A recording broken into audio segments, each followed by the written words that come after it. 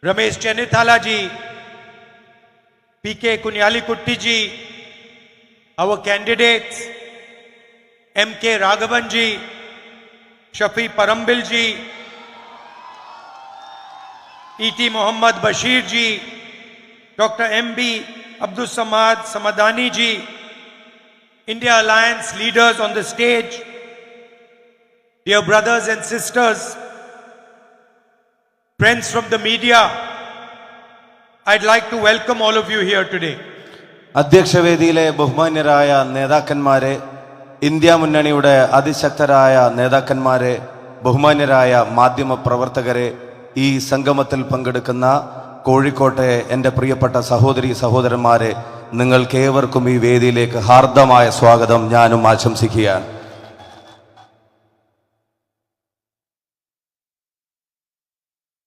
It is always a pleasure for me to come to Kerala, especially since I've been an MP of Wayanad.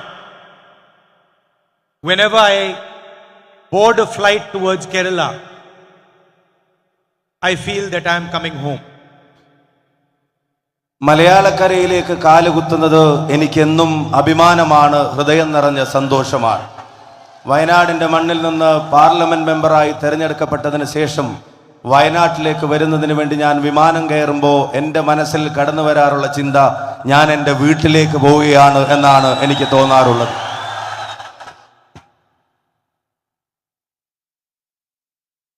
And home is always a place where you feel comfortable, a place which you understand and which understands you, a place of respect and affection. അസ്വസ്ഥതകളില്ലാത്ത ഇടമാണ് ഒരു ഭവനം. ആ വീട്, നമ്മുടെ വീടെന്ന് പറയുന്നത് നമ്മളെ അറിയുന്ന, നാം അറിയുന്ന ഇടമാണ്. അവിടെ പരസ്പരം ആദരവുണ്ട്, ഇഷ്ടമുണ്ട്, സ്നേഹവുമുണ്ട്. And it is also a place where you learn. മാത്രമല്ല, നമ്മുടെ ജീവിതത്തിന്റെ ഒരുപാട് പാഠങ്ങൾ പഠിക്കുന്ന ഇടമാണ് നമ്മുടെ വീടുകൾ. And over the last 5 years, the people of Kerala have taught me many things. കഴിഞ്ഞ 5 വർഷക്കാലം കൊണ്ട് മലയാളക്കരയിലെ ജനങ്ങൾ എന്നെ ഒരുപാട് നല്ല പാഠങ്ങൾ പഠിപ്പിച്ചിട്ടുണ്ട്. I used to see Kerala from far away. Now I've had the opportunity to see Kerala from very close. വിദൂരതയിൽ നിന്ന് കേരളത്തെ നോക്കിക്കണ്ടിരുന്ന എനിക്ക് നിങ്ങളുടെ ഇടയിൽ നിന്ന് വീണ്ടും ഈ നാടിനെ പറ്റി അറിയുന്നതിനും മനസ്സിലാക്കാനും ലഭിച്ച അവസരത്തിൽ അതീവ സന്തുഷ്ടനാണ് ഞാൻ.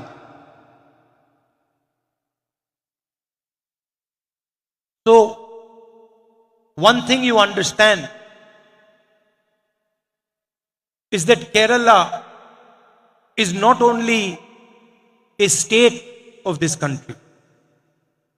Kerala is a civilization. ഈ നാട് ഇന്ത്യയിലെ അനേകം സംസ്ഥാനങ്ങളിൽ ഒന്ന് മാത്രമല്ല. ഈ നാട് നമ്മുടെ സംസ്കാരമാണ്, നമ്മുടെ ചരിത്രത്തിന്റെ ഭാഗമാണ്. And it is not a young civilization, it is an ancient civilization that has been connected to the rest of the world. സമീപകാലത്ത് ഉണ്ടായ ഒന്നല്ല, അതിന് ചരിത്രത്തിന്റെ പിൻബലമുണ്ട്. പ്രാചീന കാലം തൊട്ട് തന്നെ ലോകത്തിന്റെ വിവിധ ഇടങ്ങളുമായി ബന്ധപ്പെട്ട് കിടന്നിരുന്ന ഒരു മഹാസംസ്കാരമാണ് കേരളം എന്ന് പറയുന്ന ഈ കൊച്ചുനാട്. And it has the ability, unique ability, to excel in India, abroad, wherever it goes.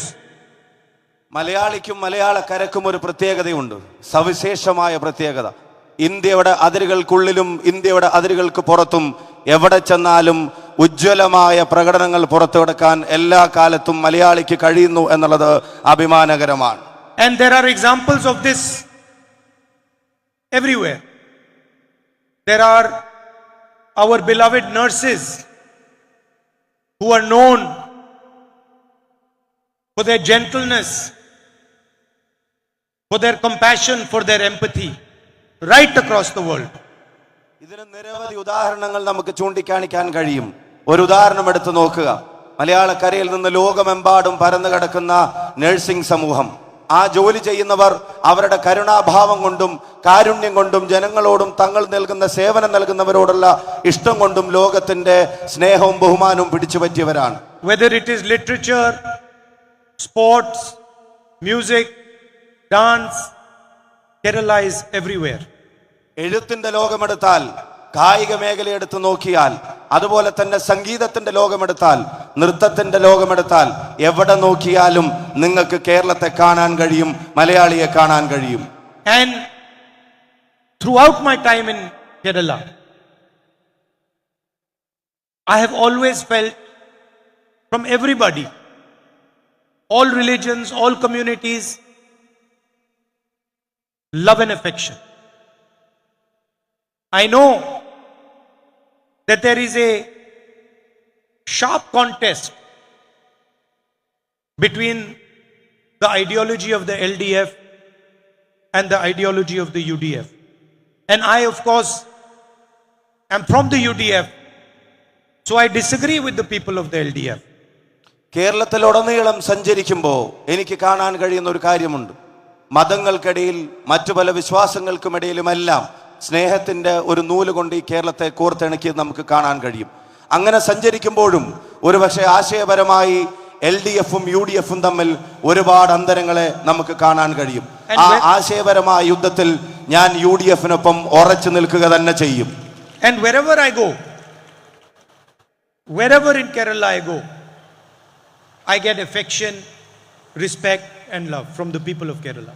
കേരളത്തിൽ എവിടെ ഞാൻ ചെന്നാലും, കേരളത്തിന്റെ ഏത് മുക്കിലോ മൂലയിലോ കടന്നു ചെന്നാലും കേരളത്തിലെ ജനങ്ങൾ നൽകുന്ന സ്നേഹവും ബഹുമാനവും അതെനിക്ക് ലഭിക്കുന്നുണ്ട് എന്നുള്ളത് സന്തോഷത്തോടെ ഞാൻ പറയുന്നു. I also learned that Kerala does not like to speak loudly, but Kerala, when it decides to speak, it speaks silently but very forcefully. ഉച്ചത്തിൽ ശബ്ദമുണ്ടാക്കി സംസാരിക്കുന്നവരുടെ നാടല്ല Keralam.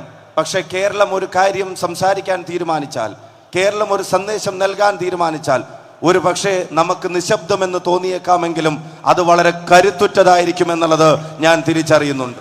And when it speaks, it does not do so crudely or rudely or with disrespect. It speaks very subtly and very honestly. Keralam സംസാരിച്ചു തുടങ്ങിയാൽ, കേരളം നിലപാടുകൾ എടുക്കുമ്പോൾ ഒരു പക്ഷേ അതിന് ക്രൂരതയുടെ ഭാവമുണ്ടാവില്ല, അതിന് വന്യതയുടെ ശീലങ്ങളും ഉണ്ടാവില്ല. അത് മാന്യമായിട്ടായിരിക്കും സംസാരിക്കുക, പക്ഷേ അത് കരുത്തുറ്റത് തന്നെയായിരിക്കും. Like a very wise, intelligent person. ഒരു ബുദ്ധിമാനായ ഒരു വ്യക്തി സംസാരിക്കുന്നത് പോലെയാണ് കേരളത്തിന്റെ പൊതുസമൂഹം ലോകത്തോട് സംവദിക്കുന്നത്. Now you know that the RSS and the BJP, with their hateful ideology, have been casting aspersions on the people of Kerala. നമുക്കെല്ലാവർക്കും ഇപ്പൊ അറിയാം, വെറുപ്പിന്റെ ആശയങ്ങൾ കൊണ്ട് RSS-ഉം BJP-യും ഈ കേരളീയ പൊതുസമൂഹത്തിൽ ഉണ്ടാക്കാൻ ശ്രമിക്കുന്ന അസ്വസ്ഥതകളെ സംബന്ധിച്ച്. Saying that Kerala is divided, Keralites fight with each other, one religion is divided against the other. അവരാഗ്രഹിക്കുന്നത് Keralam വിഭജിക്കപ്പെടണമെന്നാണ്. കേരളീയ പൊതുസമൂഹം ജാതിയുടെയും മതത്തിന്റെയും പേരിൽ തമ്മിലടിച്ച് കാണണമെന്ന് ആഗ്രഹിക്കുന്ന ശക്തിയാണവർ. Kerala did not say anything and then spoke quietly and with full force. അതിനെ ഉച്ചത്തിൽ ശബ്ദമുണ്ടാക്കിയല്ല കേരളം മറുപടി പറഞ്ഞത്. കേരളം നിശബ്ദമായി അതിന്റെ മറുപടികൾ തയ്യാറാക്കിക്കൊണ്ടിരിക്കുകയായിരുന്നു. അത് കരുത്തുറ്റ മറുപടി തന്നെയായിരുന്നു എന്ന് എനിക്കറിയാം. It gave the BJP and the RSS the answer that they needed to hear. അവർ BJPയും RSSും അർഹിക്കുന്ന മറുപടി അവർക്ക് ഇഷ്ടപ്പെട്ടില്ലെങ്കിലും അത് കേരളം നൽകിയിരിക്കുന്നു എന്നുള്ളത് എനിക്ക് കൃത്യമായ ബോധ്യമുണ്ട്. A person is condemned in Saudi Arabia to die for a mistake he makes.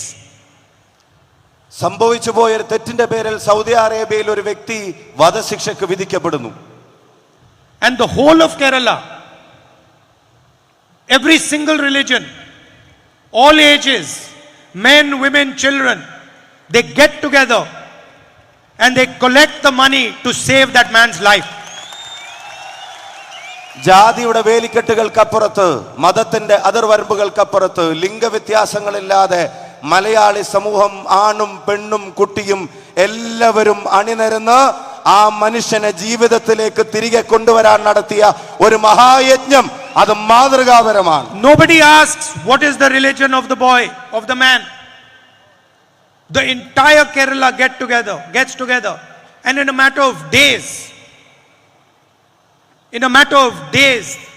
34 crore rupees is donated by the people of Kerala.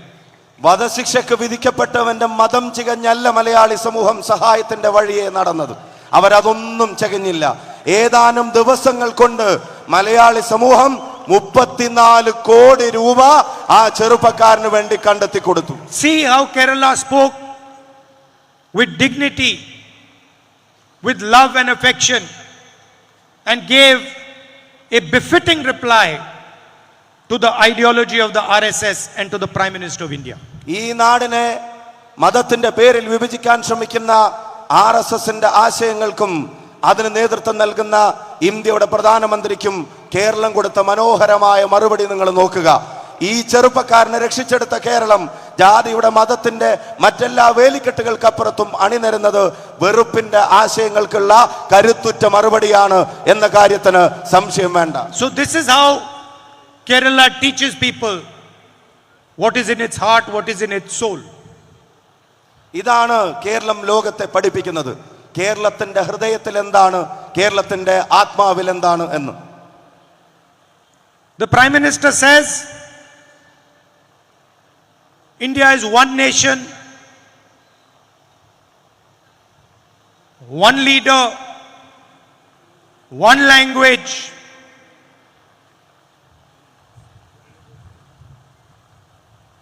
And the people of Kerala, they speak Malayalam.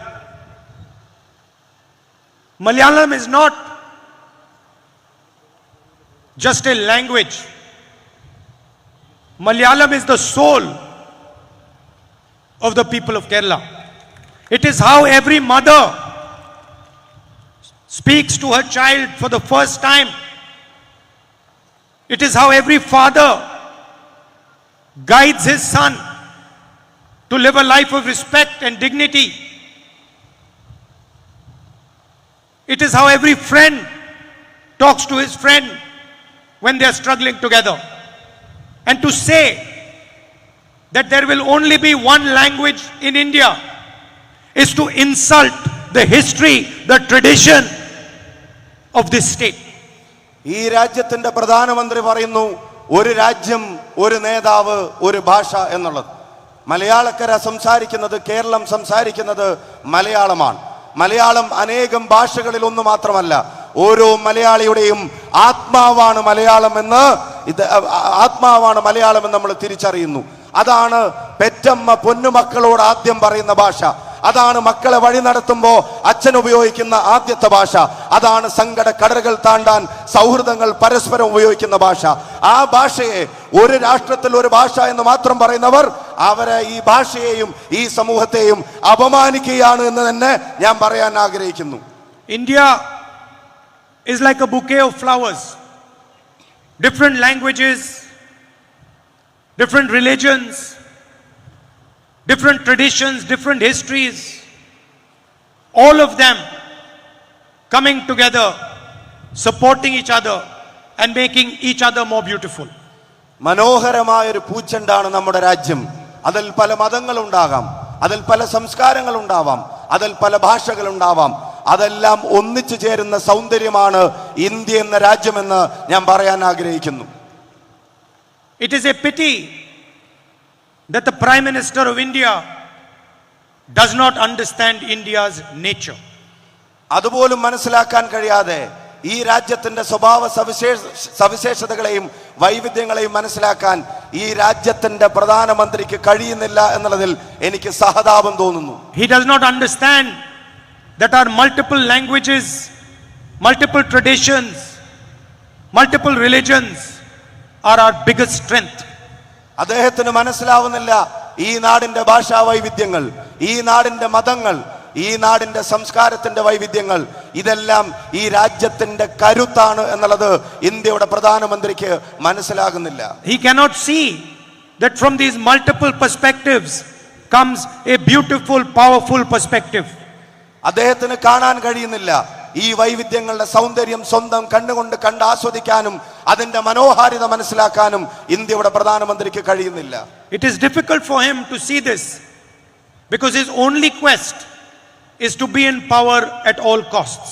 അത് കാണാതിരിക്കുന്നതിന്റെ കാരണം, അത് കണ്ടെത്താൻ കഴിയാതെ പോകുന്നതിന്റെ കാരണം എന്ന് പറയുന്നത്, ആ മനസ്സിലുള്ള ഏക ദാഹം എന്ന് പറയുന്നത് അധികാരത്തോടുള്ള കൊതി മാത്രമാണ് എന്നുള്ളത് കൊണ്ടാണ് മറ്റെല്ലാ കാഴ്ചകളും മറഞ്ഞു പോകുന്നത്. Today I believe the Prime Minister gave a press conference, gave an interview, to the ANI and spoke about the electoral bond scheme. ഞാൻ ഇന്ന് വായിക്കാൻ കഴിഞ്ഞു, പ്രധാനമന്ത്രി ചില മാധ്യമങ്ങളെ കണ്ടു, ഇലക്ട്രൽ ബോണ്ടിനെ സംബന്ധിച്ച് അദ്ദേഹം സംസാരിക്കുകയുണ്ടായി എന്ന്. And he told the nation how the electoral bond scheme was designed to create transparency in the political system. എന്നിട്ട് അദ്ദേഹം മാധ്യമങ്ങളിലൂടെ ഈ രാജ്യത്തോട് പറഞ്ഞു, ഇലക്ട്രൽ ബോണ്ടുകൾ എങ്ങനെയാണ് ഈ നാടിന്റെ രാഷ്ട്രീയത്തെ ശുദ്ധീകരിക്കാൻ വേണ്ടി ഡിസൈൻ ചെയ്തിരുന്നത് എന്നും. It's interesting that the Prime Minister thinks that the electoral bond scheme was designed to bring transparency to India's political system. But the Supreme Court thinks that the electoral bond scheme is illegal. ഇന്ത്യയുടെ പ്രധാനമന്ത്രി കരുതുന്നു ഈ ജനാധിപത്യത്തെ സുതാരവൽക്കരിക്കുന്നതിന്റെ ഭാഗമാണ് electoral ബോണ്ടുകൾ എന്ന്. പക്ഷെ രാജ്യത്തിന്റെ പരമോന്നത കോടതി അത് തീരുമാനിക്കുന്നു, അത് കണ്ടെത്തുന്നു, അത് പൂർണ്ണമായും നിയമവിരുദ്ധമാണെന്ന്. It is also interesting to me that the Prime Minister and the government did everything possible to stop the names of the companies that donated money to the BJP from coming out, and did everything possible to stop the dates on which that money was donated from coming out. എന്നിൽ കൗതുകമുണർത്തുന്ന ഒരു കാര്യം, ഈ രാജ്യത്തിന്റെ പ്രധാനമന്ത്രിയും അതുപോലെ തന്നെ BJPയും അവർ പഠിച്ച പണി 18 നോക്കി ആ തുകകൾ BJPക്ക് കൈമാറിയവരുടെ പേര് വിവരങ്ങൾ പുറത്തു വരാതിരിക്കാൻ അവരവരുടെ അവസാനത്തെ ശ്രമവും നടത്തി ആ തുകകൾ കൈമാറിയ തീയതികൾ പുറത്തു വരാതിരിക്കാൻ. I am going to show you just now why the Prime Minister and the government didn't want the names of the companies and the dates to be available to India's public. എന്തുകൊണ്ടാണ് ഈ കോടിക്കണക്കിന് രൂപ കൊടുത്ത സ്ഥാപനങ്ങൾ, കമ്പനികളുടെ പേര് വിവരങ്ങൾ പുറത്തു വരുന്നതിന് അദ്ദേഹം ഭയപ്പെട്ടത്? എന്തിനാണ് അത് കൊടുത്തതിന്റെ തീയതികൾ അത് പുറത്തു വരാതിരിക്കാൻ അദ്ദേഹം ശ്രമിച്ചത് എന്ന് ഞാൻ നിങ്ങളോട് പറയാം. Let me start with a company called Megha Engineering. In April 2023, they donate 150 crores to the BJP. In May 2023, they get a 14,400 crore project, Thane Borivali Twin Tunnel project. ഒരു കമ്പനി കൊണ്ട് തുടങ്ങാം, മേഘ എഞ്ചിനീയറിംഗ് കമ്പനി. 2023 ഏപ്രിൽ മാസം ഇവർ 140 കോടി രൂപ electoral ബോണ്ടായി BJPക്ക് കൊടുക്കുന്നു. തൊട്ടടുത്ത മാസം മെയ് മാസം 440 കോടി രൂപയുടെ കരാർ, ബോംബെ താനെ ഹൈവേയെ സംബന്ധിച്ച് ഒരു കരാർ ഈ കമ്പനിക്ക് തൊട്ടടുത്ത മാസം കിട്ടുകയാണ്. 1 month after donating money to the BJP, they get one of the biggest infrastructure projects in the country. BJPക്ക് പണം കൊടുത്ത ഒരു മാസം തികയുന്നതിന് മുമ്പ് രാജ്യത്തെ ഏറ്റവും വലിയ അടിസ്ഥാന സൗകര്യ വികസന പദ്ധതികളിൽ ഒന്ന് ഈ company അടിച്ചെടുക്കുകയാണ്. In September 2023, they win a $648 million project for a refinery in Mongolia. September 2023 പിന്നെ അവർക്ക് ലഭിക്കുന്നത് $648 മില്യൺ ഒരു പെട്രോളിയം പദ്ധതി, റിഫൈനറി പദ്ധതിയാണ് അവർക്ക് ലഭിക്കുന്നത്. 1 month after that, they donate 150 crores to the BJP.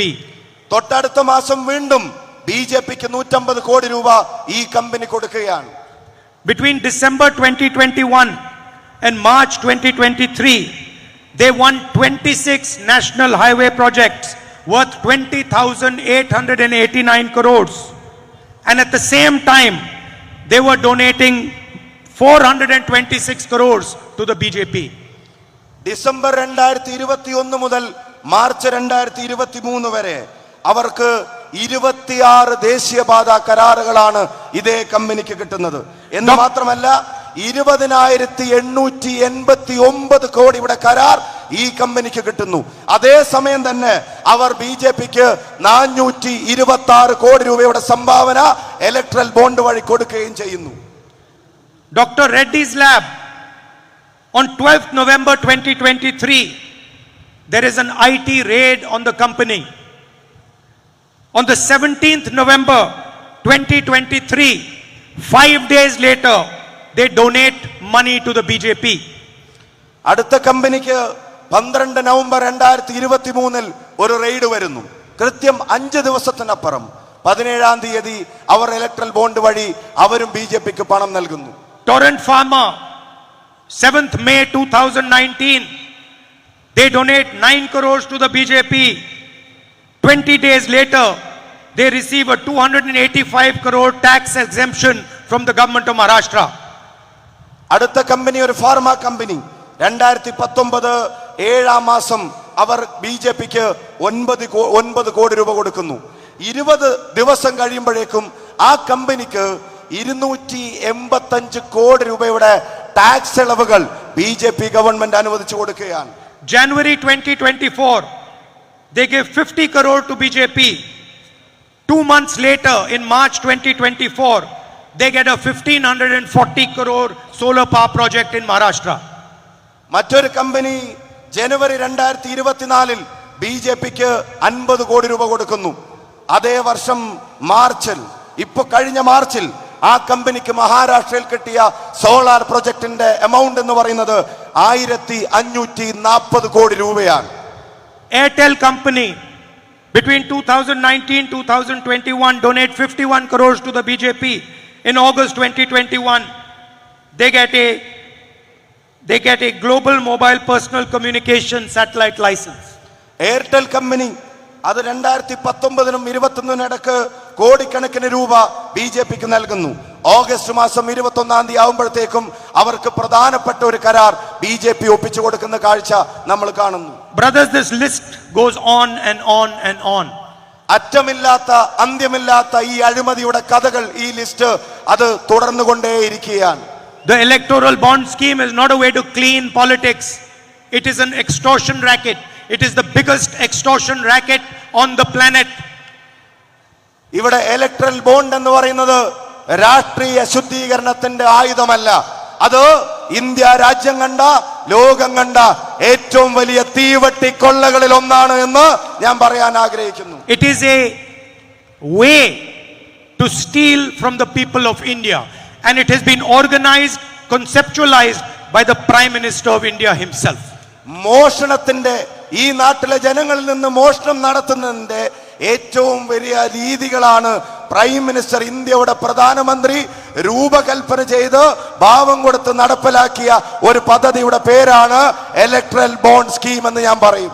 The entire operation of the BJP is to take the wealth of this country and hand it to 20-25 businessmen. ഈ പണം, ഈ രാജ്യത്ത് BJP നടത്തുന്ന പ്രവർത്തനങ്ങൾ മുഴുവൻ, ഈ നാട്ടിലെ ജനങ്ങളിൽ നിന്നുള്ള മുഴുവൻ പണവും ഊറ്റിയെടുത്ത് 20-25 വരുന്ന കോർപ്പറേറ്റുകളുടെ കൈകളിലേക്ക് എത്തിച്ചു കൊടുക്കാൻ വേണ്ടി മാത്രമാണ് ബിജെപി രാജ്യം ഭരിക്കുന്നത്. 16 lakh crore rupees. 16 lakh crore rupees in bank loans were forgiven to the 25 richest people in this country. നിങ്ങൾക്ക് വിശ്വസിക്കാൻ കഴിയുമോ? ഈ നാട്ടിലെ സാധാരണക്കാരൻ ബാങ്കിൽ നിക്ഷേപിക്കുന്ന പണം കൊണ്ട് 16 ലക്ഷം കോടി രൂപയുടെ വായ്പ ഈ രാജ്യത്ത് വെറും 20ഓ 25ഓ വരുന്ന കോർപ്പറേറ്റുകൾക്ക് ഇവർ ബാങ്കുകളെ കൊണ്ട് കൊടുപ്പിച്ചു. That is 24 years of Mahatma Gandhi Manrega money. 24 years of Manrega money was forgiven to the richest people in the land.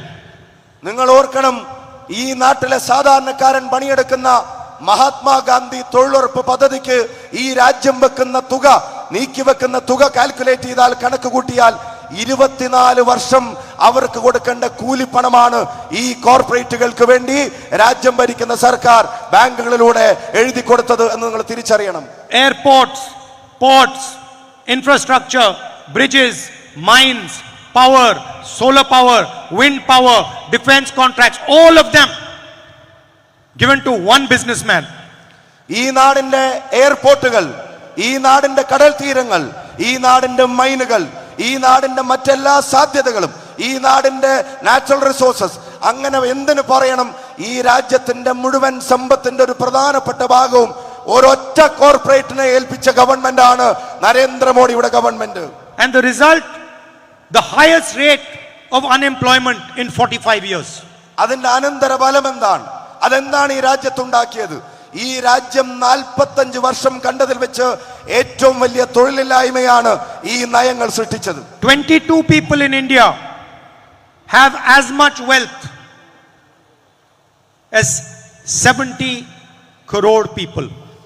70 കോടി ഭാരതീയരുടെ ആസ്തി, 70 കോടി ഭാരതീയർ ജീവിതകാലം മുഴുവൻ ഉണ്ടാക്കി വെച്ചത് ഈ കോർപ്പറേറ്റുകളിൽ 22 പേരുടെ മാത്രം ആസ്തിക്ക് തുല്യമേ ഉള്ളൂ എന്ന് പറയുമ്പോഴാണ് അതിന്റെ ഭീകരത നമുക്ക് മനസ്സിലാവുന്നത്. Imagine there are 22 people sitting in the front row. 22 people have the same amount of wealth that 50% of India's population has. ഈ വേദിയിൽ 22 പേര് ഇരിക്കുകയാണെന്ന് കരുതുക. ആ 22 പേരുടെ ആസ്തികൾ കണക്കൂട്ടിയാൽ ഇന്ത്യ മഹാരാജ്യത്തിന്റെ മൊത്തം ജനസംഖ്യയുടെ 50% വരുമെന്നുള്ളത് നിങ്ങൾക്ക് ചിന്തിക്കാൻ കഴിയുന്നുണ്ടോ? This is Mr. Narendra Modi's gift to the country. അതാണ് നരേന്ദ്രമോദിയെ കൊണ്ട് ഈ രാജ്യത്തിന് കിട്ടിയ ഏക സംഭാവന. So the question arises, what is the Congress party and the India Alliance going to do? സ്വാഭാവികമായും ഉയരുന്ന ചോദ്യം, കോൺഗ്രസ് എന്ന പ്രസ്ഥാനം ഇതിനെതിരെ ഇന്ത്യ രാജ്യത്ത് അതുപോലെ എന്ത് ചെയ്യും? ഇന്ത്യ മുന്നണി എന്ത് ചെയ്യും?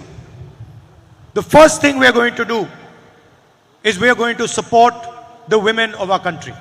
ഞങ്ങൾ ചെയ്യാൻ പോകുന്ന ആദ്യത്തെ കാര്യം, ഈ രാജ്യത്തെ വനിതകളെ ഞങ്ങൾ ശാക്തീകരിക്കുകയാണ്. അവർക്ക് ഞങ്ങൾ പിന്തുണ കൊടുക്കാൻ തീരുമാനിക്കുക. Everybody knows that in today's India, both men and women work. നമുക്കെല്ലാവർക്കും അറിയാം, ഈ നാട്ടിൽ ആധുനിക ഇന്ത്യയിൽ ആണുങ്ങളാണെങ്കിലും സ്ത്രീകളാണെങ്കിലും രണ്ടുപേരും ജോലി ചെയ്യുന്നവരാണ്. Both of them do jobs. രണ്ടുപേരും കഠിനമായി അധ്വാനിക്കുന്നവരാണ്. If a man works 8 hours, the woman works 8 hours, and then she goes back home and works another 8 hours. ഒരു പുരുഷൻ 8 മണിക്കൂറാണ് പകൽ ജോലി ചെയ്യുന്നതെങ്കിൽ ഈ വനിതയും ആദ്യത്തെ 8 മണിക്കൂർ പുറത്തും ജോലി ചെയ്യും. പിന്നെ തിരിച്ച് വീട്ടിലേക്ക് എത്തിയാൽ ആ വീട്ടിലെ ജോലികളെല്ലാം ഈ വനിത തന്നെയാണ് ചെയ്യേണ്ടി വരുന്നത്. That is why the women are the foundation of this country. They look after the next generation. They protect the next generation. അതുകൊണ്ടാണ് ഞാൻ വിശ്വസിക്കുന്നത്, ഈ രാജ്യത്തിന്റെ അടിത്തറയുടെ കരുത്ത് ഇവിടുത്തെ വനിതകളാണ്. തലമുറകളെ സൃഷ്ടിക്കുകയും അടുത്ത തലമുറകളെ പരിപാലിക്കുകയും ചെയ്യുന്നവരാണ് അവർ. And so the India Alliance and the Congress Party believes that the millions of Indian women who do this for the nation should be compensated. അതുകൊണ്ട് തന്നെ ഇന്ത്യൻ നാഷണൽ കോൺഗ്രസും ഇന്ത്യ മുന്നണിയും ആഗ്രഹിക്കുന്നു, ഈ നാടിനെ കരുത്തുറ്റതാക്കുന്ന ഈ ദശലക്ഷക്കണക്കിന് വനിതകൾക്ക് അവർക്ക് അവരുടെ അധ്വാനത്തിന്റെ ഫലങ്ങൾ കിട്ടിയേ തീരൂ എന്ന് ഞങ്ങൾ തീരുമാനിക്കുകയാണ്. And so we propose the Mahalakshmi scheme. And the idea is that one woman in every single Indian poor family will be given 1 lakh of rupees every year, 8,500 rupees in her bank account every single month. അതുകൊണ്ട് തന്നെ ഞങ്ങൾ തീരുമാനിക്കുന്നു, മഹാലക്ഷ്മിയുടെ പേരിൽ ഒരു പദ്ധതി ഞങ്ങൾ തുടങ്ങുന്നു. ഈ നാട്ടിലെ സാധാരണ കുടുംബങ്ങളിലെ വനിതകൾക്ക്, പാവപ്പെട്ടവർക്ക്, അതിൽ ഒരു വനിതയുടെ പേരിൽ എല്ലാ വർഷവും ഏറ്റവും ചുരുങ്ങിയത് 1 ലക്ഷം രൂപ അവരുടെ അക്കൗണ്ടിൽ നിക്ഷേപിക്കാൻ ഞങ്ങൾ തീരുമാനമെടുക്കുകയാണ്. And this money will come into her bank account every single month until her family goes above the poverty line. ഈ പണം ഇവിടുത്തെ ദാരിദ്ര്യരേഖയ്ക്ക് താഴെയുള്ള കുടുംബങ്ങളിലേക്ക് ഞങ്ങൾ അയക്കുന്ന പണം അതെല്ലാ മാസവും കൃത്യമായി കിട്ടിക്കൊണ്ടേയിരിക്കും. എന്നാണോ അവർ പട്ടിണിയുടെയും പരിവട്ടത്തിന്റെയും പ്രയാസങ്ങളിൽ നിന്ന് ദാരിദ്ര്യരേഖയ്ക്ക് മേലേക്ക് വരുന്നത്, അത് വരുന്നത് വരെ ആ കുടുംബത്തിന്റെ അത്താണിയായി എല്ലാ മാസവും ഈ പണം അവിടെ ചെന്നിരിക്കും. We also propose to give women 50% reservation in all government jobs. അതുമാത്രമല്ല, ഈ നാട്ടിലെ സർക്കാർ ജോലികളിൽ, സർക്കാരിന്റെ പൊതുമേഖലാ ജോലികളിൽ 50% സ്ത്രീകൾക്ക് വേണ്ടി മാറ്റിവെക്കാൻ ഞങ്ങൾ ഒരു പ്രപ്പോസൽ ഈ സമൂഹത്തിന്റെ മുമ്പിൽ വെക്കുകയാണ്. And to double the wages of our Anganwadi and Asha sisters. അംഗനവാടികളിലും ആശാവർക്കർമാരുമായി പ്രവർത്തിക്കുന്ന ഈ നാട്ടിലെ സാധാരണക്കാർ, അവർക്ക് ഇന്ത്യൻ നാഷണൽ കോൺഗ്രസും ഇന്ത്യ മുന്നണിയും ഉറപ്പ് നൽകുന്നു, അവരുടെ വേതനങ്ങൾ നേരെ ഇരട്ടിയാക്കാൻ നമ്മൾ തീരുമാനിക്കുന്നു. Narendra Modi forgives the loans of the richest people in the country. We are going to forgive the loans of our farmers again. Narendra Modi എഴുതി തള്ളുന്നത് ഇവിടുത്തെ സഹസ്ര കോടീശ്വരന്മാരായ കോർപ്പറേറ്റുകളുടെ ആണെങ്കിൽ, നമ്മൾ അധികാരത്തിൽ വന്നാൽ എഴുതി തള്ളാൻ പോകുന്നത് ഇവിടുത്തെ പാവപ്പെട്ട കർഷകന്റെയും സാധാരണക്കാരന്റേതുമായിരിക്കുമെന്ന് ഞാൻ വാക്ക് തരുന്നു. Every single producer in India gets a fair price for his product. ഏത് ഉൽപ്പന്നം സൃഷ്ടിക്കുന്ന ഈ രാജ്യത്തെ ഏതൊരു ഉൽപാദകനും അവന്റെ ഉൽപ്പന്നങ്ങൾക്ക് മാന്യമായ വില ലഭിക്കുന്നുണ്ട്. I don't understand why farmers cannot get the same. പക്ഷെ എന്തുകൊണ്ട് പ്രകൃതിയോടും മണ്ണിനോടും മല്ലിടുന്ന പാവപ്പെട്ട കർഷകന് മാത്രം ഒരു മിനിമം വില അവന്റെ ഉൽപ്പന്നങ്ങൾക്ക് ലഭിക്കുന്നില്ല? That is why we are going to guarantee all farmers of India a minimum support price guaranteed by law. അതുകൊണ്ട് തന്നെ ഈ നാടിന്റെ മണ്ണിൽ പണിയെടുക്കുന്ന കർഷകനോട് ഞങ്ങൾ ഉറപ്പ് നൽകുന്നു, ഞങ്ങൾ അധികാരത്തിൽ വന്നാൽ നിങ്ങളുടെ ഏത് ഉൽപ്പന്നങ്ങൾക്കും നിയമം കൊണ്ട് സ്ഥാപിതമായ ഒരു താങ്ങുവില ഞങ്ങൾ പ്രഖ്യാപിച്ചിരിക്കും, നിങ്ങൾക്കത് ലഭിച്ചിരിക്കുമെന്ന് ഈ നാട്ടിലെ കർഷകർക്ക് ഞങ്ങൾ വാക്ക് നൽകുന്നു. The BJP government has spread unemployment throughout the country. ഒരു മഹാരോഗം പോലെ തൊഴിലില്ലായ്മ ഈ രാജ്യത്തെമ്പാടും പടർന്നു പന്തലിക്കുകയാണ് ബിജെപിയുടെ സർക്കാരിന്റെ കീഴിൽ. We have found that there are 30 lakh government jobs that have not been filled over the last 10 years. അത്ഭുതപ്പെടുത്തുന്നത് കഴിഞ്ഞ 10 വർഷത്തിനുള്ളിൽ കേന്ദ്ര സർക്കാരിന്റെ സ്ഥാപനങ്ങളിൽ മാത്രം 30 ലക്ഷം ഒഴിവുകൾ നികത്തപ്പെടാതെ കിടക്കുകയാണ്. Every one of these jobs will be given to the people of India. അതിലെ ഒന്നുപോലും കളയാതെ, അതിലെ ഒന്നുപോലും ബാക്കി വെക്കാതെ ഇന്ത്യ രാജ്യത്തെ യുവജനങ്ങൾക്ക് ഞങ്ങൾ അത് നൽകിയിരിക്കുമെന്നുള്ള വാക്ക് ഈ വേദിയിൽ ഞാൻ പറയുന്നു. When poor people work for the government of India or they work for public sector units, they work under contractors. ഇപ്പോ ഈ നാട്ടിൽ പൊതുമേഖലാ സ്ഥാപനങ്ങൾക്ക് വേണ്ടിയാണെങ്കിലും അതുപോലെ തന്നെ സർക്കാരിന് വേണ്ടിയാണെങ്കിലും ജോലി ചെയ്യുന്നത് കരാർ അടിസ്ഥാനത്തിലാണ്. They can be fired at the shortest notice. യാതൊരുവിധ മാനദണ്ഡങ്ങളുമില്ലാതെ ഏത് സമയത്തും അവരെ പിരിച്ചുവിടാൻ കഴിയാവുന്ന ഒരു സാഹചര്യമാണ് ഇപ്പോൾ നിലനിൽക്കുന്നത്. They don't get a pension, they don't get social security. അവർക്ക് പെൻഷൻ ഇല്ല, അവർക്ക് സാമൂഹ്യ സുരക്ഷയില്ല, ചെയ്യുന്ന ജോലിക്ക് ഒരു തരത്തിലുള്ള കെട്ടുറപ്പും അവർക്കില്ല. We are going to stop this practice, and all jobs in the government of India and in the public sector are going to be permanent jobs. They are not going to be contract based jobs. ആവശ്യം കഴിഞ്ഞാൽ കരിവേപ്പില പോലെ എടുത്തെറിയുന്നവരെയല്ല India രാജ്യത്ത് നമ്മൾ അധികാരത്തിൽ വന്നാൽ ഈ government ജോലികൾ, സർക്കാർ ജോലികൾ, പൊതുമേഖലാ ജോലികൾ, അത് അവർക്ക് സ്ഥിര നിയമനം കൊടുക്കുന്ന സംവിധാനം നമ്മൾ തിരികെ കൊണ്ടുവരും.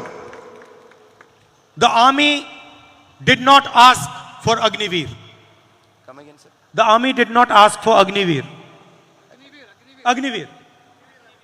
അഗ്നിവീർ പദ്ധതി, അതിൽ ഈ പറയുന്ന തരത്തിൽ ആളുകളെ ആവശ്യം കഴിഞ്ഞ് ഉപയോഗിച്ചു കഴിഞ്ഞ് അവരെ ഉപേക്ഷിക്കുന്നതാണ്. The Prime Minister unilaterally weakened the Indian Army by proposing and actioning this scheme. Army ആവശ്യപ്പെടാത്ത, ഇന്ത്യയുടെ സേന ആവശ്യപ്പെടാത്ത ഈ പദ്ധതിയെ കൊണ്ടുവന്ന് യഥാർത്ഥത്തിൽ ഇന്ത്യ രാജ്യത്തിന്റെ അതിർത്തി കാക്കുന്ന നമ്മുടെ സേനകളെ ഇന്ത്യയുടെ പ്രധാനമന്ത്രി ദുർബലപ്പെടുത്തുകയായിരുന്നു. We will scrap the Agniveer scheme the moment we come to power. അതുകൊണ്ട് തന്നെ നമ്മൾ അധികാരത്തിൽ വന്നാൽ ആ നിമിഷം തന്നെ ഈ രാജ്യത്തിന്റെ സേനയെ ദുർബലപ്പെടുത്തുന്ന ആ സ്കീമിനെ നമ്മൾ ചവറ്റുകൊട്ടയിലെറിയും. We don't want two different types of martyrs. If a young Indian person is martyred, all of them deserve the same respect. ഈ സേന രാജ്യത്തിന്റെ അതിർത്തി കാക്കുന്നവനിടയിലും രണ്ട് തരക്കാർ വേണ്ട. ഒരു ചെറുപ്പക്കാരൻ, ഒരു യുവാവ് ഈ നാടിന്റെ സേനയിലേക്ക് തിരഞ്ഞെടുക്കപ്പെടുകയാണെങ്കിൽ ഒരു ഉത്തരവാദിത്തപ്പെട്ട പട്ടാളക്കാരന് ലഭിക്കേണ്ട എല്ലാ ആദരവും അവിടെ തുടർന്ന് അങ്ങോട്ടുള്ള എല്ലാ കാര്യങ്ങളിലും അവനും ലഭിക്കണം. In Mr. Modi's scheme, a Shaheed Agniveer will not get the same benefits and same respect that a regular soldier gets. രാജ്യത്തിന് വേണ്ടി ധീര രക്തസാക്ഷിത്വം വഹിക്കുന്ന അഗ്നിവീറിൽപ്പെട്ട ഒരു ചെറുപ്പക്കാരന് അല്ലെങ്കിൽ ഒരു ചെറുപ്പക്കാരിക്ക് ഇന്ത്യ രാജ്യത്തിന്റെ ഒരു പട്ടാളക്കാരൻ രാജ്യത്തിന് വേണ്ടി ജീവൻ കൊടുക്കുമ്പോൾ അവർക്ക് കിട്ടുന്ന ആദരം ഈ ചെറുപ്പക്കാരന് ലഭിക്കുന്നില്ല. This is an insult to our youth and to our army, and we are going to scrap this the moment we come to power. അത് ഇന്ത്യ രാജ്യത്തെ യുവതയോട്, ഇന്ത്യ രാജ്യത്തെ സേനയോട് ചെയ്യുന്ന ഏറ്റവും വലിയ അപമാനമാണ്. അധികാരത്തിലേറിയ ആദ്യ നിമിഷങ്ങളിൽ തന്നെ ആ പദ്ധതി ഞങ്ങൾ അവസാനിപ്പിക്കും. Children of rich families can send their children, parents of rich families can send their children to do an apprenticeship. സാമ്പത്തികമായ ശേഷിയുള്ള കുടുംബങ്ങളിലെ ചെറുപ്പക്കാർ ഒരുപക്ഷെ തൊഴിൽ പരിശീലന കാലം അവർക്ക് മാത്രം ആസ്വദിക്കാൻ കഴിയുന്ന ഒന്നായി മാറുന്നുണ്ട്. They send their children for an apprenticeship. The children get trained.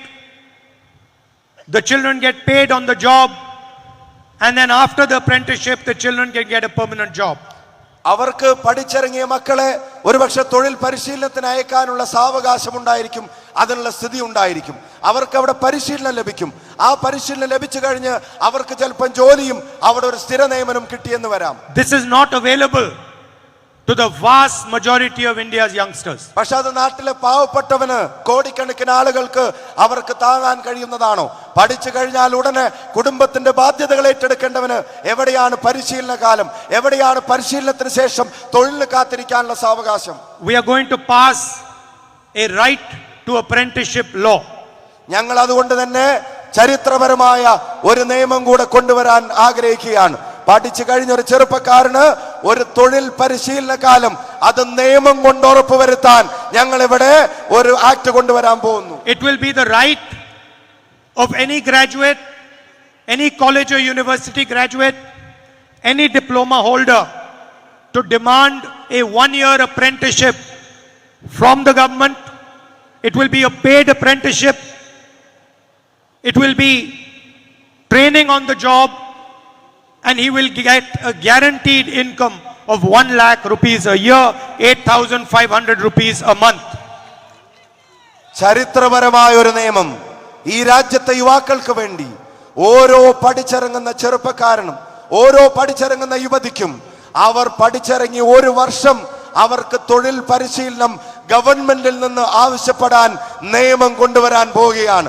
അവർക്ക് തൊഴിൽ പരിശീലനം ലഭിക്കുന്നു എന്ന് മാത്രമല്ല, ആ കാലയളവിൽ ഏറ്റവും ചുരുങ്ങിയത് 1 ലക്ഷം രൂപയെങ്കിലും സ്റ്റൈപ്പൻഡായി അവർക്ക് ഒരു വർഷത്തേക്ക് കൊടുക്കാനും നമ്മുടെ നിയമം ഈ രാജ്യത്ത് നമ്മൾ നടപ്പിലാക്കും. This scheme will create a modern workforce, a trained workforce, and we will pay for that training. തൊഴിൽ അനുയോജ്യമായ ഒരു സേന, ഏറ്റവും വലിയ കരുത്ത് നമ്മുടെ യുവസേന, അത് സൃഷ്ടിക്കാൻ ഈ സ്കീം കൊണ്ട് സാധിക്കുമെന്നുള്ള കാര്യത്തിന് ഒരു സംശയവും വേണ്ട. Apprenticeships will be available in the private sector, in the government, and in the public sector units. സ്വകാര്യ സംരംഭങ്ങളിൽ, സർക്കാർ ജോലികളിൽ, അതുപോലെ തന്നെ സർക്കാർ പൊതുമേഖലാ സ്ഥാപനങ്ങളിൽ ഇവിടെ എല്ലായിടത്തും ഈ തൊഴിൽ പരിശീലനം ഈ നാട്ടിലെ യുവതക്ക് നമ്മൾ ലഭ്യമാക്കും. Finally, before I conclude, I have a question. Finally, before I conclude, I have a question. ഞാൻ അവസാനിപ്പിക്കുന്നതിന് മുമ്പ് എനിക്ക് നിങ്ങളോട് ഒരു ചോദ്യമുണ്ട്. I attack the RSS and the BJP, and I've been doing it relentlessly. വിശ്രമങ്ങളില്ലാതെ ഇടവേളകളില്ലാതെ RSSന്റെയും BJPയുടെയും വെറുപ്പിന്റെ ആശയങ്ങളെ ഞാൻ കടന്നാക്രമിച്ചുകൊണ്ടേയിരിക്കാറുണ്ട്. 24/7 they are after me. 24x7 എന്ന് പറയുന്നത് പോലെ അവരെന്റെ പുറകെയാണ്. അതിന്റെ പേരിൽ I spent 55 hours being interrogated by the Enforcement Directorate. എന്റെ ജീവിതത്തിലെ 55 മണിക്കൂർ അവരുടെ എൻഫോഴ്സ്മെന്റ് ഡയറക്ടറേറ്റിന്റെ ചോദ്യങ്ങൾക്ക് മുമ്പിൽ ഞാൻ ചെലവഴിച്ചിട്ടുണ്ട്. After I gave a speech in Parliament, the BJP had me removed from Parliament. പാർലമെന്റിൽ അദാനിക്കും BJPക്കുമെതിരായി സംസാരിച്ചതിന്റെ പേരിൽ എന്റെ പാർലമെന്റ് മെമ്പർ സ്ഥാനം പോലും BJP വളഞ്ഞ വഴികളിലൂടെ ഒഴിവാക്കിയിട്ടുണ്ട്. I was reinstated by the Supreme Court. അവസാനം സുപ്രീം കോടതി പരമോന്നത കോടതിയിലേക്ക് ചെന്നിട്ടാണ് ആ വയനാടൻ ജനത തന്ന പാർലമെന്റ് മെമ്പർ സ്ഥാനം നമ്മൾ തിരികെ എടുത്തത്. They took away my house. I said to them, I don't want your house. I don't need your house. I have millions of houses in the hearts of India's people. ഒരു parliament member എന്നുള്ള നിലക്ക് എനിക്ക് അനുവദിക്കപ്പെട്ട ഭവനത്തിൽ നിന്ന് എന്നെ പുറത്തിറക്കാൻ അവർക്ക് തിടുക്കമായിരുന്നു. പക്ഷേ ഞാൻ അവരോട് പറഞ്ഞത്, എനിക്ക് നിങ്ങളുടെ ഭവനമല്ല വലുത്, കോടിക്കണക്കിന് ഭാരതീയരുടെ ഹൃദയത്തിലുള്ള ഇടമാണ് എന്റെ ഭവനമെന്ന് ഞാൻ കരുതുന്നുവെന്ന്. Now, I have given a speech almost 35-40 minutes, and I have not wavered from attacking the BJP. 35-40 മിനിറ്റായി ഞാൻ നിങ്ങളോട് സംസാരിക്കുന്നു. ഞാൻ ഒരിക്കലും മടിയുള്ളവനല്ല BJPക്കെതിരെ വിമർശനം നടത്താൻ, RSSനെ ആക്രമിക്കാൻ എനിക്ക് യാതൊരു ഭയവുമില്ല. Because it is an ideological battle that I fight, and I represent an ideology. അതിന്റെ കാരണം എന്തെന്ന് വെച്ചാൽ ഞാൻ നടത്തുന്ന ഈ പോരാട്ടം ആശയപരമാണ്. RSSന്റെയും BJPയുടെയും വെറുപ്പിന്റെ ആശയങ്ങൾക്കെതിരായ ഒരാശയത്തെയാണ് ഞാൻ മുറുകെ പിടിക്കുന്നത്. I know that whenever someone attacks the BJP attacks them back. CBI, ED takes away their membership, takes away their house. എനിക്കറിയാം BJP ആക്രമിക്കുമ്പോ, RSSനെ വിമർശിക്കുമ്പോ അവർ തിരിച്ചടിക്കുന്നത് ഒരുപക്ഷെ പാർലമെന്റ് മെമ്പർ സ്ഥാനം ഒഴിവാക്കിയായിരിക്കാം, ഒരുപക്ഷെ വീടുകളിൽ നിന്ന് മാറാൻ പറഞ്ഞിട്ടായിരിക്കാം, ഒരുപക്ഷെ CBIയുടെ പേരിലായിരിക്കാം, വേറൊരു പക്ഷേ EDയുടെ പേരിലുമായിരിക്കാം. My question is, why is the BJP not attacking the Chief Minister of Kerala? അപ്പൊ എന്റെ സ്വാഭാവികമായ ചോദ്യം, എന്തുകൊണ്ടാണ് ഇതൊന്നും കേരളത്തിന്റെ മുഖ്യമന്ത്രിക്കെതിരെ BJP ഉപയോഗിക്കാത്തത് എന്നുള്ളതാണ്. Why are they not taking away his house, taking away his chief ministership, putting court cases on him, getting him interrogated by the ED? മറ്റു പല സംസ്ഥാനങ്ങളിലും മുഖ്യമന്ത്രിമാർക്കെതിരെ BJPക്കെതിരെ നിലപാടെടുത്തതിന്റെ പേരിൽ മാത്രം നടക്കുന്ന ആ സ്വഭാവങ്ങളൊന്നും കേരളത്തിന്റെ മണ്ണിൽ കാണുന്നില്ല. അവർ കേരളത്തിന്റെ മുഖ്യമന്ത്രിയെ തൊടുന്നില്ല. അവരുടെ ഏജൻസികൾ ഈ മുഖ്യമന്ത്രിയുടെ അടുക്കലേക്ക് പോലും ചെല്ലുന്നില്ല. After all, 2 chief ministers are in jail today. ഒന്നുമില്ലെങ്കിൽ നോക്കുക, 2 മുഖ്യമന്ത്രിമാർ ഇന്ന് ഇന്ത്യ രാജ്യത്ത് ജയിലിലടക്കപ്പെട്ടിരിക്കുകയാണ് BJPക്ക് വിരുദ്ധമായ നിലപാടെടുത്തതിന്റെ പേരിൽ മാത്രം. And the second question is, when the BJP is destroying the constitution, attacking democracy, destroying the institutions, dividing India, why is the Chief Minister of Kerala attacking me 24/7? ഈ രാജ്യത്തിന്റെ ഭരണഘടനയെ BJP തകർക്കുമ്പോ, ഈ നാടിന്റെ ജനാധിപത്യ ശീലങ്ങളെ BJP ഇല്ലാതാക്കുമ്പോ, ഈ നാട്ടിലെ ജനതയെ മതത്തിന്റെ പേരിൽ അവർ വേലികെട്ടി തിരിക്കുമ്പോ, അപ്പോഴും കേരളത്തിന്റെ മുഖ്യമന്ത്രിയുടെ പ്രസംഗങ്ങൾ മുഴുവൻ അത് എനിക്കെതിരെയായുന്നതിന്റെ കാരണം എനിക്ക് മനസ്സിലാവുന്നില്ല. I am very happy for him to attack me, but he should also spend a little bit of time attacking the BJP and Mr. Modi and the RSS. അദ്ദേഹം എനിക്കെതിരെ നടത്തുന്ന വിമർശനങ്ങളിൽ ഞാൻ സന്തുഷ്ടനാണ്. പക്ഷെ എനിക്കൊരു കാര്യം പറയാനുണ്ട്, എപ്പോഴെങ്കിലുമൊക്കെ BJPക്കും RSSനും എതിരെ കൂടെ എന്തെങ്കിലുമൊക്കെ ഒന്ന് മൊഴിയണം എന്ന് കൂടെ അദ്ദേഹത്തോട് പറയാൻ ആഗ്രഹിക്കുന്നു. മോഡിക്കെതിരെ ഒരു വിമർശനവും പേര് പറഞ്ഞ് കേരളത്തിന്റെ മുഖ്യമന്ത്രി നടത്താറില്ല. Finally, our job, the Congress and the UDF's job, is to protect the Constitution and to protect the democratic structure of India. കോൺഗ്രസിന്റെയും ഐക്യ ജനാധിപത്യ മുന്നണിയുടെയും ഉത്തരവാദിത്വം ഈ നാടിന്റെ ജനാധിപത്യ സംവിധാനങ്ങളെ സംരക്ഷിച്ചു പിടിക്കുക എന്നുള്ളതാണ്. And the Constitution protects the rights of every single Indian, regardless of his religion, the state he comes from, the language he speaks, the culture he is part of. നമ്മൾ ശക്തിപ്പെടുത്തേണ്ടതും സംരക്ഷിക്കേണ്ടതുമായിട്ടുള്ള ഭരണഘടനയാണ് ഇന്ത്യയിലെ ഓരോ ജനങ്ങളുടെയും ആത്മാവിനെ കാക്കുന്നത്. അവർക്ക് ഈ നാട്ടിൽ ജീവിക്കാനുള്ള അവകാശത്തെ, അവർക്ക് ഇഷ്ടപ്പെട്ട വിശ്വാസത്തെ മുറുകെ പിടിക്കാനുള്ള അവകാശത്തെ, അവർക്ക് വേണ്ട ഭാഷ സംസാരിക്കാനുള്ള അവകാശത്തെ, അവരുടെ അവകാശങ്ങളെ കാക്കുന്നത് ഭരണഘടനയാണെങ്കിൽ ആ ഭരണഘടനയുടെ സംരക്ഷണം ഇവിടുത്തെ കോൺഗ്രസിന്റെയും UDFന്റെയും ഉത്തരവാദിത്തമാണ്. And it is our duty to protect every single voice in this country, regardless of what religion it is, regardless of what caste it is, regardless of what language it is, regardless of how old she is or he is. This is our sacred duty.